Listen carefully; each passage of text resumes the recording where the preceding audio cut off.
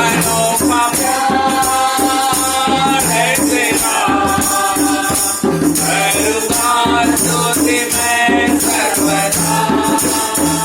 अनोखा प्यार है तेरा, करूँगा स्तुति मैं सर्वदा, करूँगा स्तुति मैं सर्वदा। हालेलुया। ऐसा महान प्रभु परमेश्वर जो अनंतता से हमें चुन लिया था, हम उसी की आराधना सच्चाई और आत्मा से हमने किया है, इसलिए हम प्रभु को हम धन्यवाद देते हैं। कृपया बैठ जाइए। हालेलुया। कृपया बैठ जाइए।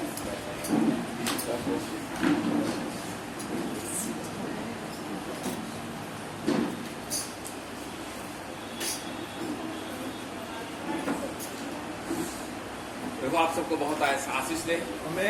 कुछ एक नए नए चेहरा भी देखने को मिल रहा है। Praise the Lord. यदि हम प्रभु के पास आए हैं तो सचमुच में हमें जानता है कि कब और किस घड़ी हम उससे मुलाकात करेंगे। आमीन। Praise the Lord. क्योंकि एक समय में हम भी ऐसे ही आए थे, कुछ भी नहीं जानते थे, परंतु प्रभु ने हमें जगत की उत्पत्ति से पहले जानता था और पहचानता था। आमीन। इससे पहले कि हम आगे बढ़े, एक अनाउंसमेंट करना चाहता हूँ। हम हमारे बीच में जो आए हैं विशेष भाई लोग, उनका तो हम स्वागत करेंगे ही, कहीं भूल ना जाओ। अगले संडे 12 तारीख को भाई अक्षय और सिस्टर ब्यूला का शादी होगा। आज किसी कारणवश दोनों नहीं आ सके, परंतु जिस तरह से हम बीच में हम रोक के रखे थे, मैरिज बैंड 2 बैंड हो गया है, एक मैरिज बैंड अनाउंसमेंट करना बाकी था। आज उसका हम अनाउंसमेंट करते हैं, क्योंकि भाई बहुत कुछ तो हमें सीखने को मिल रहा है। हालेलुया। परंतु आज आखिरी अनाउंसमेंट करना चाहता हूं कि अक्षय, उसका पिताजी का नाम अशोक अमर और उसकी माँ का नाम लेट मम्मी है, उनकी माँ अभी नहीं है, और उनका नाम अश्विनी अमर। उसका बेटा जो कि अक्षय है, उसका शादी बिमला बहन, उनका पिताजी का नाम अब्राहम है और उनकी माँ का नाम सारा है, उनके साथ में शादी का बात लग गई है। क्योंकि परमेश्वर ने जो कि जगत की उत्पत्ति से पहले अगर सचमुच में स्वर्ग में अगर जिसका जोड़ी रखा है, हालेलुया, इस संसार में रहकर भी वह सचमुच में एक पति और पत्नी के लिए जो जिम्मेदारी है उसे निभा सकता है। आमीन। तो मैं आप लोगों के बीच में इसका मैं कहना चाहता हूं, यदि लड़का के बारे में या किसी भी तरह का कोई अनैतिक बातें हैं, या तो लड़की के बारे में अगर किसी भी तरह का कोई अनैतिक बातें हैं, वे शादी से पहले तक कोई भी जानता है, वो पूरा का पूरा या तो उनके माता पिता, या तो मुझे, या तो एल्डर डिकन, किसी को भी बता सकते हैं कि हाँ भाई ये लड़का ऐसा है या तो ये लड़की ऐसी है, ताकि उसका शादी रोका जाए अगर कुछ गड़बड़ बात है तो। अगर नहीं है, परमेश्वर की नजर में और लोगों के नजर में अगर दोनों क्लियर हैं, निर्दोष हैं, तो प्रभु उन्हें आशीषित करेगा। और शादी के पहले तक अगर जो भी बोलना है बता दो, अगर शादी होने के बाद अगर कोई बोलने की कोशिश करे वो बिल्कुल स्वीकार्य नहीं होगा, और अगर कोई उसको बिगाड़ने की कोशिश करे वो बिल्कुल स्वीकार्य नहीं होगा, क्योंकि जिसे परमेश्वर ने जोड़ा उसे मनुष्य कभी अलग नहीं कर सकता है। और नहीं मालूम है, अगर मालूम भी होगा बाद में अगर कुछ बोलने की कोशिश करें, परमेश्वर की प्रतिज्ञा कहता है अगर कुछ मालूम भी पड़े बताने की कोशिश करोगे, लेकिन परमेश्वर का नियम कहता है तुम्हें जीवन भर अपना मुंह को बंद रखना है। आमीन। क्योंकि उनका शादी होने वाला है, उनके बीच में अगर कोई रुकावट बाधा है तो बोल सकते हैं, और नहीं तो जीवन भर अपने जुबान को शांत करें और प्रभु के अभिषेक के लिए उन्हें आशीर्वाद दें। आमीन। यही। और अगले संडे 9:30 बजे उनका शादी का जो भी है वो अनाउंसमेंट कर दिया जाएगा। और इसके साथ ही साथ ये तो जो स्वर्ग में जो शादी विवाह हुआ है वही धरती में होता है। आमीन। और परमेश्वर ने जगत की उत्पत्ति से पहले हमें चुन लिया है, किस रूप में? अपने स्वरूप और समानता में। आमीन। हम प्रभु को हम धन्यवाद देते हैं सबसे पहले कि हमारे बीच में भाई सद्गुण पास्टर हमारे बीच में आए। हालेलुया।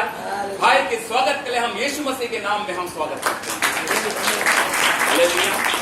उनकी स्तुति महिमा। We welcome in this small church. God bless you. Praise the Lord. Hallelujah. प्रभु के नाम में आपका स्वागत करते हैं।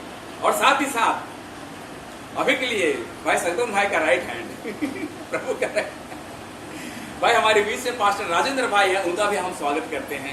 प्रभु की नाम की महिमा के हम समय को देखते हुए, क्योंकि अभी यहाँ सभा हुआ है, अभी प्रचार करेंगे, उसके बाद में शाम को आपके यहाँ भी है।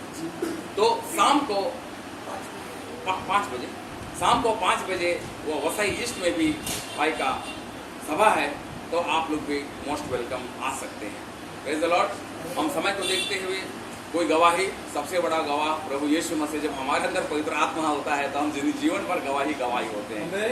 परंतु हमारे बीच में जो नए भाई लोग आए हैं, उन्हें भी प्रभु के नाम में हम उनका स्वागत करते हैं। हमें और हमारे बीच में और एक भाई है, बहुत ही प्रिय भाई, उसका नाम क्या कहूँ मैं अपने नाम से कहूँ, जोशुआ कहूँ या कालेब कहूँ? आप नाम बताइए। हाबिल। ओ जोशुआ हाबिल से भी पहले, जोशुआ और कालेब से भी पहले का नाम है। हमें उस हाबिल को, जो कि यीशु मसीह को दर्शाता है, हम सब यीशु मसीह को दर्शाते हैं। हमें क्योंकि परमेश्वर के पुत्रों का प्रकट होने का समय आ गया है। भाई हाबिल के लिए हम यीशु मसीह के नाम में हम स्वागत करते हैं। हालेलुया। प्रभु की महिमा के लिए एक बार जोरदार ताली बजाएंगे प्रभु की।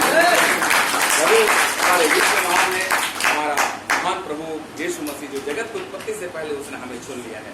हम समय को देखते हुए हम सीधा वचन में जाएंगे, और हमारे बीच में जब पास्टर प्रचार करेंगे तो उसका अनुवाद हिंदी में भाई राजेंद्र उसका अनुवाद करेंगे।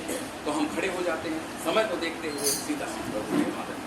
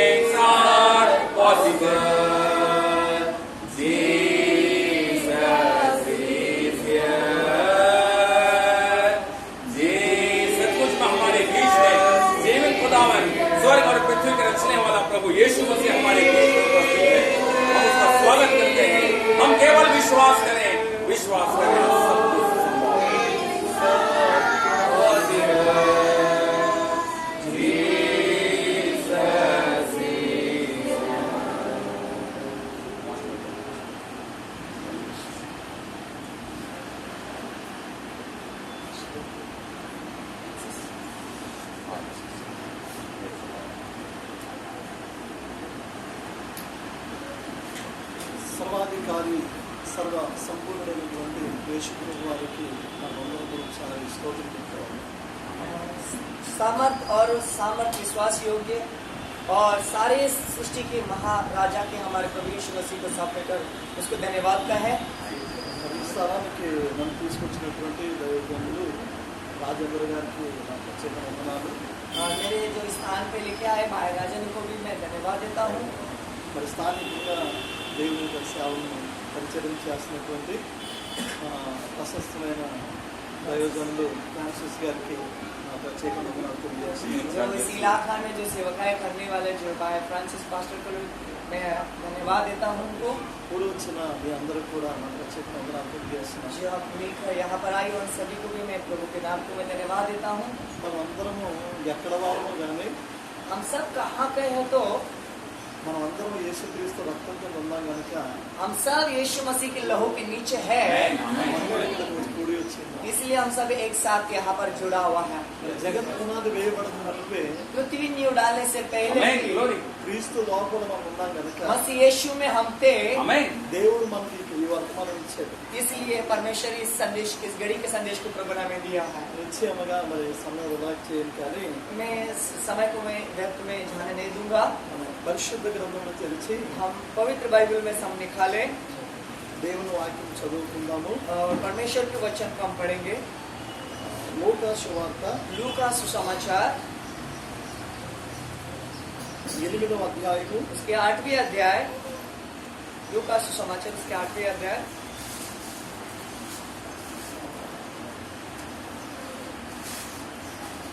41 నుంచి 41 से लेकर చివరి వరకు దైవజనులు హిందీలో చదువుతారు. जो फास्टर हम 41 से लेकर पूरा 8 पे अध्याय पूरा वचन को पढ़े हुए 41 से लूका अध्याय 8 का 41। 41 से लेकर आगे तक। हाँ। इतने में याईर नामक एक मनुष्य जो आराधनालय का सरदार था आया और यीशु के पांवों पर गिर के उससे विनती करने लगा कि मेरे घर चल, क्योंकि उसके 12 वर्ष की इकलौती बेटी थी और वह मरने पर थी। जब वह जा रहा था तब लोग उस पर गिरे पड़ते थे। एक स्त्री ने जिसको 12 वर्ष से लहू बहने का रोग था और जो अपनी सारी जीविका वैद्यों के पीछे व्यय कर चुकी थी तो भी किसी के हाथ से चंगी ना हो सकी थी, पीछे से आकर उसके वस्त्र के आंचल को छुआ और तुरंत उसका लहू बहना बंद हो गया। इस पर यीशु ने कहा, मुझे किसने छुआ? जब सब मुकरने लगे तो पतरस और उसके साथियों ने कहा, हे स्वामी, तुझे तो भीड़ दबा रही है और तुझ पर गिरी पड़ती है। परंतु यीशु ने कहा, किसी ने मुझे छुआ है, क्योंकि मैंने जान लिया है कि मुझ में से सामर्थ निकली है। तब स्त्री ने देखा कि मैं छिप नहीं सकती, तब कांपती हुई आई और उसके पांवों पर गिरकर सब लोगों के सामने बताया कि उसने किस कारण से उसे छुआ और कैसे तुरंत चंगी हो गई। उसने उससे कहा, बेटी, तेरे विश्वास ने तुझे चंगा किया है, कुशल से चली जा। वह यह कह ही रहा था कि किसी ने आराधनालय के सरदार के यहाँ से आकर कहा, तेरी बेटी मर गई है, गुरु को दुख ना दे। यीशु ने यह सुनकर उसे उत्तर दिया, मत डर, केवल विश्वास रख तो वह बच जाएगी। घर में आकर उसने पतरस, यूहन्ना, याकूब और लड़की के माता पिता को छोड़कर अन्य किसी को अपने साथ भीतर आने ना दिया। सब उसके लिए रो पीट रहे थे, परंतु उसने कहा, रो मत, वह मरी नहीं है परंतु सो रही है। वे यह जानकर कि वह मर गई है उसकी हंसी करने लगे, परंतु उसने उसका हाथ पकड़ा और पुकार कर कहा, हे लड़की उठ। तब उसके प्राण लौट आए और वह तुरंत उठ बैठी। फिर उसने आज्ञा दी कि उसे कुछ खाने को दिया जाए। उसके माता पिता चकित हुए, परंतु उसने उन्हें चिताया कि यह जो हुआ है किसी से ना कहना। ప్రార్థన చేసుకుందాము. प्रार्थना करें। స్తోత్రములు నాయన, స్తోత్రాలు ప్రభువా. स्तुति प्रभु, स्तुति हो प्रभु यीशु। ఇదిగో నాయన, ఈ సమయంలో इसको प्रभु इस समय में हम ఈ స్థలంలోనికి మమ్మల్ని తోడుకొచ్చినందుకు వందనాలు చెల్లిస్తున్నాం. प्रभु इस स्थान पे आपने बुला कर लाए, आपको धन्यवाद। ఓ దైవజనులు ఫ్రాన్సిస్ గారి ద్వారా ప్రభువా, जो तेरे दास जो फ्रांसिस के जरिया प्रभु ఈ ప్రాంతంలో నువ్వు జరిగిస్తున్నటువంటి సేవ కొరకు इस इलाका में जो आपने सेवकाई करके ले रहे ఈ प्रभु, పరిచర్యను బట్టి వందనాలు చెల్లిస్తున్నాను उस ప్రభువా. सेवकाई को लेकर तेरे धन्यवाद देता प्रभु। ఇదిగో ఈ ప్రాంతంలో ప్రభువా, प्रभु इस इलाका में प्रभु यीशु ఓ నీ సేవకుడికి అనేక ఆత్మలు అప్పగించండి. अब प्रभु तेरे दास के लिए बहुत सारे आत्म उनको सौंपिए। ఓ ఈ పరిచర్యలో బలమైన స్థిరమైన కార్యాలను జరిగించు इस నాయనా. सेवकाई में जो सामर्थ और आत्मा से भर दीजिए प्रभु। ఓ ఈ స్థలములో రోగులకి స్వస్థత దయచే इस ప్రభువా. स्थान में पिता जो बीमारी चंगे हो जाए, బలహీనులకు బలము దయచే जो ప్రభువా. कमजोर लोगों को बलवंत बन जाए प्रभु, అవిశ్వాసులకు విశ్వాసము దయచే ప్రభువా. अविश्वासी बन जाए।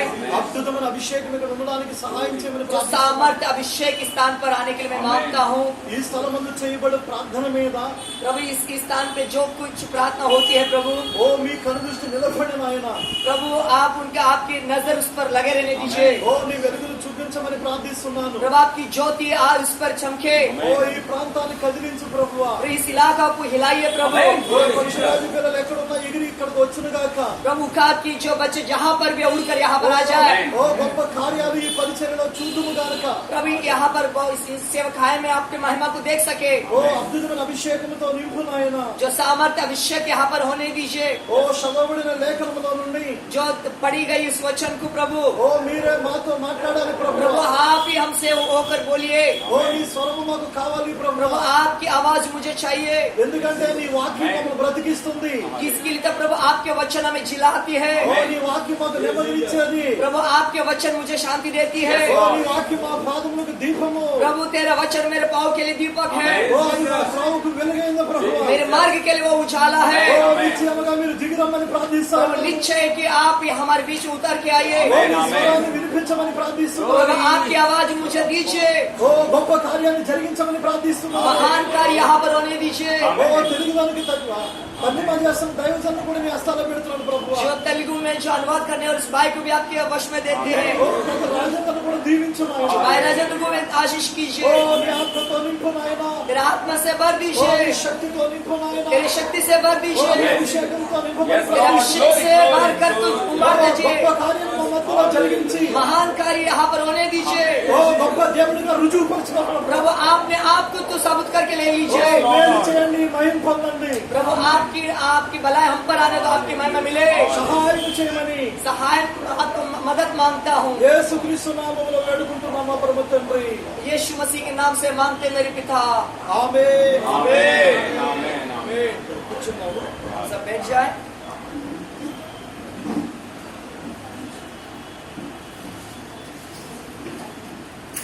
దేవుని కృపను బట్టి जो परमेश्वर के अनुग्रह के द्वारा ఈ బొంబాయి పట్టణానికి इस मुंबई के शहर में రావడానికి ఇది దేవుడు కృప చూపాడు. మూడోసారిది. ये तीसरी बार है कि इस मुंबई के शहर में आने के लिए प्रभु ने मुझे अनुग्रह की है। లాస్ట్ ఇయర్ వచ్చినప్పుడు लास्ट अगले साल जो आए थे मैं, రాజేంద్ర గారు మమ్మల్ని ఆహ్వానించారు.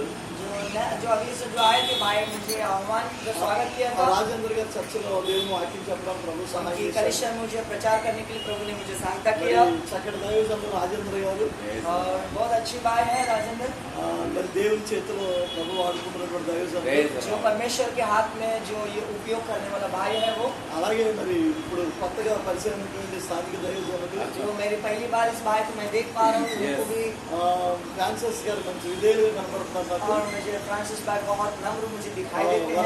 వారు ఆరాధన చేస్తా ఉంటే उन्होंने जब ये आराधना कर रहे थे ఆ దేవుని యొక్క అభిషేకాన్ని నేను చూశాను. और परमेश्वर के अभिषेक उन पर मैंने आते हुए देखा। దైవజనుడు దేవుడు బలపరుస్తాడు. और परमेश्वर उन सेवक को आशीषित करता ఈ है। ప్రాంతంలో దేవుడు గొప్ప కార్యాలు జరిగిస్తాడు. इस इलाके में परमेश्वर बहुत अद्भुत काम करने वाले हैं। రాబోయే కాలంలో और आने वाले दिन में ఫ్రాన్సిస్ గారు దేవుడు అనేక స్థలాల్లో నిలబెట్టబోతాడు. और परमेश्वर जो फ्रांसिस पास्टर को बहुत सारे जगह में उनको खड़ा करने वाला है విస్తారమైనటువంటి పరిచర్యను దేవుడు వారికి ఇవ్వబోతాడు. और बहुत सारे सेवकाई उनको देने वाले हैं। నిశ్చయంగా దేవుడు వారిని ఆశీర్వదిస్తాడు. దేవుడు और निश्चय उस भाई को आशीषित ఈ करेगा। పరిచర్యను కూడా విస్తరింపజేస్తాడు దేవుడు. इस सेवकाई को भी परमेश्वर बढ़ाएंगे ఓ విస్తారమైనటువంటి ప్రజలు వస్తారు వీళ్ళ और దగ్గరికి. बहुत सारे लोग यहाँ पर आने वाले అనేక हैं ఆత్మలు ఈ స్థలానికి రాబోతా और ఉన్నాయి. बहुत सारे आत्मा इस स्थान पे आने वाले రాబోయే हैं। కాలంలో దేవుని చేతిలో మీరు और ఒక బలమైనటువంటి కార్యాలు మీరు ఇక్కడ చూస్తారు. जो परमेश्वर के हाथों में जो सामर्थ्य हाथ में तुम कामों को देखने वाले लोग हैं, విశ్వాసం ఉంచండి. केवल विश्वास कीजिए. దేవుని యొక్క కార్యమైనది. ये केवल ये परमेश्वर का काम है. ఇది నా తెలుగుతో నేను చెప్పట్లేదు కానీ, ये मैं अपने दिमाग से इसको मैं नहीं నా कह रहा, ఉద్దేశంతో నేను చెప్పట్లేదు కానీ, इस मेरे उद्देश्य के होकर मैं नहीं कह रहा, పరిశుద్ధాత్మ ప్రేరణతో చెప్తా ఉన్నాను. इस बात पर पवित्र आत्मा के प्रेरणा होकर मैं कह रहा हूँ. ఓ మరొకసారి వచ్చినప్పుడు మీరు సాక్ష్యం చెప్తారు కంపల్సరీ. जब मैं दोबारा मैं यहाँ पर आता हूँ तो उसका आप गवाही बनेंगे. దేవుడు ఈ స్థలంలో ఉన్నాడు. परमेश्वर इस स्थान के ऊपर है ఓ మీ విధేయతను దేవుడు చూస్తా ఉన్నాడు. और परमेश्वर आपकी नम्रता को देख ఓ रहा మీ है. విశ్వాసాన్ని దేవుడు చూస్తా ఉన్నాడు. जो आपके विश्वास को परमेश्वर देख रहा ఓ है దేవుడు మిమ్మల్ని ఆశీర్వదించబోతా ఉన్నాడు. और परमेश्वर आपको आशीष देने जा रहा है. Hallelujah hallelujah hallelujah hallelujah. కనుక సంగమ దేవుని యొక్క ప్రజలారా, దేవుని పిల్లలారా, और परमेश्वर की कलिशे परमेश्वर की लोगों, ఇక్కడ మనం చదవబడినటువంటి వాక్యమును బట్టి यहाँ पर हम पढ़ी हुए भागों के वचन को लेकर కొన్ని మాటలు మీ ముందు ఉంచాలని నేను ఆశపడుతున్నాను. कुछ बातों को मैं आपके सामने पेश करने जा रहा हूँ. ఓ నేను ఒక చిన్న సేవకుడును.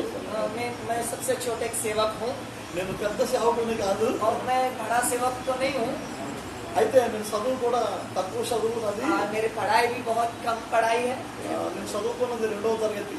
मैं जो पढ़ाई की है वो दूसरी क्लास है. అంటే నేను దేవుని సేవ చేస్తాను నేను ఎప్పుడు అనుకోలేదు నా జీవితంలో. मैं कभी सोचा नहीं था कि मैं परमेश्वर को सेवा मैं करूंगा. నేను చిన్నప్పటి నుంచి వ్యాపారం చేస్తా ఉండేవాడిని. मैं जो बचपन से ही मैं बिजनेस करने वाला था, व्यापारी करने वाला था. 17వ సంవత్సరం వయసులో जो 17 साल की उम्र में దేవుని వెలుగు నన్ను తాకింది. जो परमेश्वर की ज्योति मुझ पर आई, అప్పుడు దేవుని చేతిలో పట్టబడ్డాను. मैं जब भी परमेश्वर के हाथ में मैं पकड़ा गया. మరి నేను పట్టబడిన 6 నెలలకే నేను పాస్టర్గా అభిషేకించబడ్డాను. जिस दिन परमेश्वर ने मुझे पकड़ लिया तो उसी 6 महीने के बाद मैंने प्रभु के अनुग्रह में तो पास्टर बना. मैं 17వ సంవత్సరం వయసులోనే నేను సేవకుడిని అయ్యాను. जो 17 साल में ही मैं सेवक बन गया. మరి 18వ సంవత్సరంలో నాకు వివాహం అయింది. जो 18 साल में मेरी शादी हुआ. వివాహం అయిన వెంటనే నాకు ఒక పాప పుట్టింది. जैसे शादी होने के बाद मुझे एक छोटी सी लड़की हुई. ఆ పాప పెద్దదైంది. उस लड़की बड़ी हो चुकी है. ఆ పాప కూడా మొన్న వివాహం అయింది. उस लड़की को भी शादी हो चुकी है. మన బాబు పుట్టాడు. और छोटी सी पोता भी हुआ है. మరి నా జీవితంలో నేను ఎప్పుడు సేవ చేస్తానని అనుకోలేదు. मेरे जीवन में कभी ये नहीं सोचा मैं सेवा क्या करूंगा. ఈ పరిచర్యలోకి వచ్చి ఇది 21వ సంవత్సరం. ये मैं सेवा में आकर 21वां साल है. చిన్న సేవకుడిని. मैं एकदम छोटा सेवक हूँ. కనుక దేవుడు అంటే నా విషయాన్ని నేను పరిచయం చేయాలని పరిచయం చేసుకోవాలని మొదటిసారి కనుక చెప్పాల్సి వచ్చింది. जो प्रेरणा हुआ, जो मैं अपने आप को मैं थोड़ा सा प्रेरणा हुआ कि मैं अपने जीवन को थोड़ा आपके सामने पेश करने के लिए. కనుక సంగమ దేవుని ప్రజలారా, जो कलिशे परमेश्वर के लोगों, ఇక్కడ మనము యాయీరును చూస్తా ఉన్నాము. यहाँ पर हम यायूर को देख रहा है. మరి యాయీరు యేసు ప్రభు దగ్గరికి వస్తా ఉన్నాడు. यायूर यीशु मसीह के पास आ रहा है. మరి యాయీరు గురించి మన ప్రవక్త బ్రహ్మం గారు यायूर के बारे में जो ब्रनम जो है, యాయీరు కుమార్తెను లేపుదని వర్తమానం చెప్పారు. जो यायूर की बेटी को उठाना ले जाना जो हमने संदेश को सुना. యాయీరు ఒక రహస్య విశ్వాసాన్ని కూడా వర్తమానం చెప్పారు మన ప్రవక్త. यायूर एक गुप्त विश्वासी करके बताया गया है.